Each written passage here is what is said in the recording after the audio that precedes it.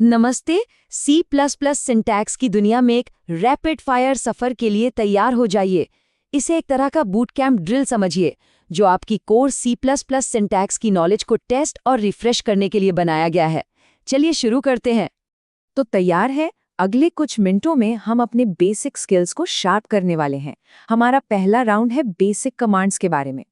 ठीक है, तो सबसे पहले बात करते हैं उन ज़रूरी कमांड्स की जो सच कहूँ तो हर C++ प्रोग्राम की बैकबोन होती हैं। ये वो बेसिक चीज़ें हैं जिनके बिना काम ही नहीं चल सकता। तो पहला और सबसे फंडामेंटल सवाल, C++ में हर स्टेटमेंट को ख़त्म करने के लिए एक खास सिंबल का इस्तेमाल होता है। पता है कौन सा? जी हाँ, ये है सेमीकोलन। इसे C++ कमांड्स का फुल स्टॉप मान लीजिए। इसके बिना कंपाइलर को पता ही नहीं चलेगा कि एक इंस्ट्रक्शन कहाँ खत्म हो रहा है और अगला कहाँ से शुरू। बहुत छोटी सी चीज़ है, पर इसके बिना आपका कोड रन ही नहीं होगा। अच्छा, कोई भी C++ प्रोग्राम हो, चाहे वो कितना भी बड़ा या कॉम्प्लेक्स क्यों ना हो, उसका एक ही मैंडेटरी एंट्री पॉइंट होता है। क्या आप जानते हैं वो क्या है? वो है मेन फंक्शन। सोचिए, ये आपके प्रोग्राम का मेन गेट है। जब भी कोई प्रोग्राम रन होता है तो ऑपरेटिंग सिस्टम सबसे पहले इसी फंक्शन को खोजता है। इसके बिना आपका प्रोग्राम सिर्फ कोड का एक बंडल है, कोई एग्जीक्यूटेबल एप्लीकेशन नहीं। अगला सवाल, कंसोल के जरिए यूजर से इनपुट कैसे लेते हैं और उन्हें आउटपुट कैसे दिखाते हैं? तो इनपुट के लिए हम इस्तेमाल करते हैं सिन और आउटपुट के लिए सी आउट। ये दोनों ही कीवर्ड्स बहुत ज़रूरी हैं अगर आप कोई इंटरैक्टिव प्रोग्राम बनाना चाहते हैं।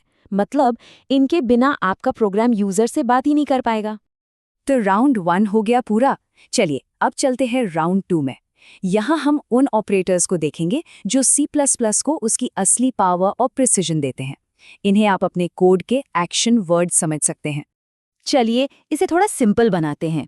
ये जो डबल कोलन है, ये है स्कोप रेजोल्यूशन ऑपरेटर।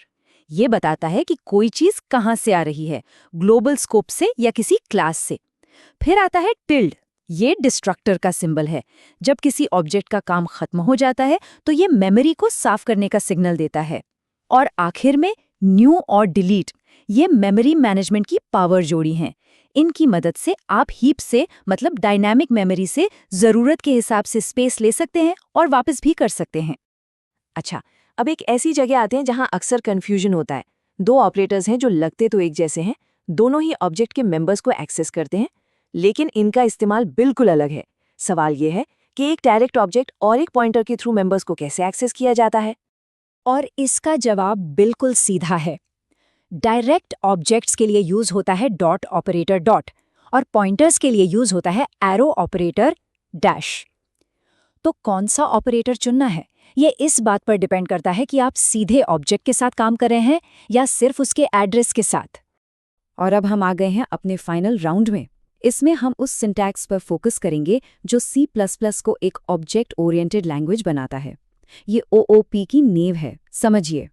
ये सवाल OOP के कोर प्रिंसिपल्स, डेटा सिक्योरिटी और एनकैप्सुलेशन से जुड़ा है। तो जब C++ में कोई क्लास बनाई जाती है तो बाय डिफ़ॉल्ट उसके मेंबर्स की विजिबिलिटी क्या होती है? पब्लिक, प्राइवेट या प्रोटेक्टेड? इसका सही जवाब है प्राइवेट। और ये कोई एक्सीडेंट नहीं है, ये एक बहुत सोचा समझा डिज़ाइन डिसीजन है। ये एनकैप्सुलेशन और डेटा हाइडिंग को बढ़ावा देता है।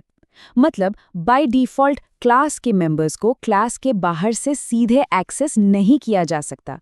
इससे आपका डेटा सेफ रहता है। अगला सवाल उस स्पेशल फंक्शन के बारे में जो ऑब्जेक्ट्स को बनाने और इनिशियलाइज करने का काम करता है।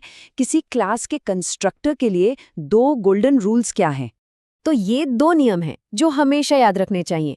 पहला, कंस्ट्रक्टर का काम है एक ऑब्जेक्ट को इनिशियलाइज करना, मतलब उसे एक सही स्टार्टिंग स्टेट देना।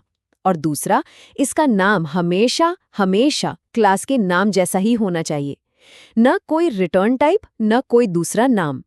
ओके, तो हमने काफी कुछ कवर कर लिया है। अब इन सबको एक साथ लाते हैं और इस पूरी ड्रिल के सबसे जरूरी सिंबल्स की एक फाइनल यादगार चीट शीट बनाते हैं। तो ये रही आपकी C++ syntax cheat sheet. Semicolon statement terminator, double colon scope resolver, tilde है डिस्ट्रक्टर का सिंबल, डॉट और एरो है मेंबर एक्सेस ऑपरेटर्स, और न्यू और डिलीट ये है मेमोरी मैनेजमेंट की जोड़ी। ये C++ सिंटैक्स के कुछ सबसे ज़रूरी बिल्डिंग ब्लॉक्स हैं। चलिए इस पूरी बात को एक सिंपल लेकिन बहुत पावरफुल डेफिनेशन के साथ समेटते हैं। एक ऑब्जेक्ट एक क्लास का इंस्टेंस है। इसका मतलब क्या हुआ? आसान भाषा में क्लास को एक ब्लूप्रिंट समझिए और ऑब्जेक्ट उस ब्लूप्रिंट से बनी असली काम करने वाली चीज है। तो सिंटैक्स पर अब पकड़ मजबूत हो गई है। अब असली सवाल ये है, इसके साथ बनाया क्या जाएगा? ये नॉलेज सिर्फ पहला कदम है।